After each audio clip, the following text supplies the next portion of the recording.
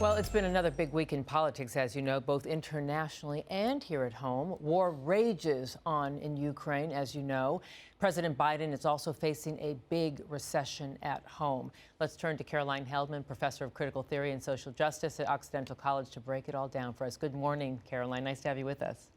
Good morning, Giselle. Great to see you. All right, where are we in this war as it rages on? Bombing now reported on Russian soil. What's the implication here?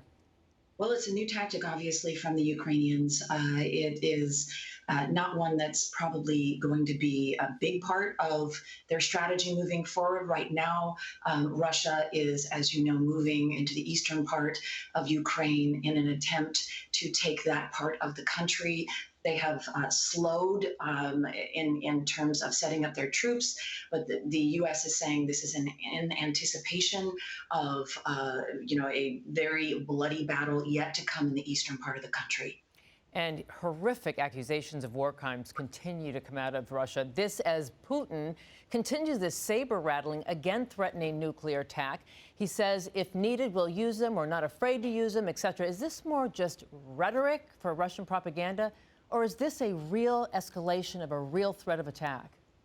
It's really difficult to say. Now, we know that Putin knows that using nuclear would also harm Russia. He can't do that without harming his legacy, without harming his country. So one would think that would stop him from doing that. But he has a very apocalyptic type of thinking right now about the West being out to destroy Russia, which, of course, is not true. He started this invasion. So it is difficult to tell, but at least we know he knows the implications of what would happen next if he used nuclear. But hard to get into the mind of a madman for sure. Russia has also now shut off gas supplies to Poland and Bulgaria and issuing a warning now to all nations that intervene in Ukraine's behalf. We talk a lot about cyber war. Are we seeing energy warfare here? Zelensky is saying this is the weaponization of energy. Absolutely. This is a sort of blackmail, as many of the world leaders are calling it.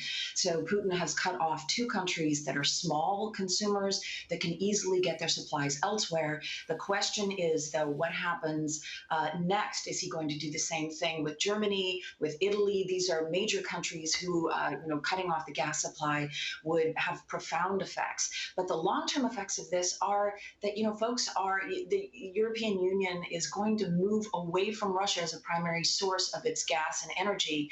And Russia is saying, Putin is saying, hey, we're just going to go to China, but they're going to get a much lower rate there. And Putin knows this. Would we ever go to Saudi Arabia and make a deal with them, despite our troubles with them? Other countries are certainly doing that now. They're looking for alternative energy sources, some even looking to the United States for supplying energy. So all of these countries in 5 years or less are not going to be reliant any longer on Russia. And Russia is doing this to itself. It knows the long-term consequences here, but is, as Zelensky has pointed out, is weaponizing energy in the short term. So Lloyd Austin and Antony Blinken visited Ukraine, as you know, and Vladimir Zelensky, and he came back and he vowed to weaken Russia militarily if these atrocities continue. What do you think that means? Yeah, hard to say, Giselle, but I think it's about weakening the military. It's very clear that Russia does not have the first-rate military that everyone thought it had and Putin claimed it had.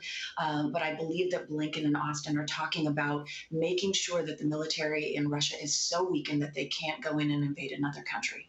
All right, let's turn to the home front for a few minutes. What do you make of all these text messages revealed from Mark Meadows and all these other GOP members of Congress? They're pretty damaging, aren't they?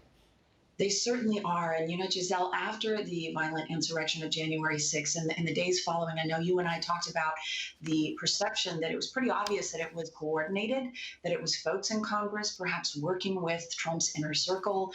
And it now appears that that's very much the case. We know members of Congress were in constant contact on the day of and the days and weeks leading up into this. So it's not necessarily new information, but it's really shocking to see it in text messages in black and white. And also the tapes of Kevin McCarthy really going after the president and other GOP lawmakers. He got a standing ovation before the House. Do you think he's in trouble?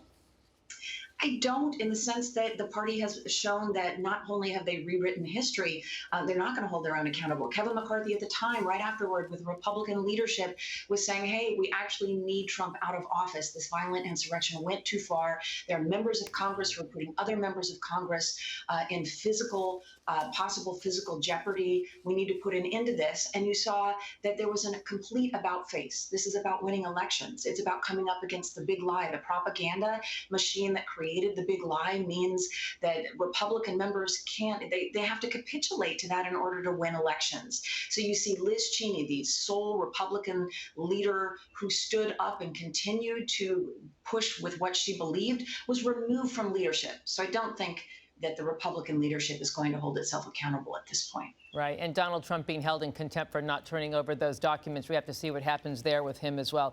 Caroline Heldman, as always, I wish we had 10 hours because there's that much to cover. But I appreciate your insight and perspective as always. Thanks for joining us.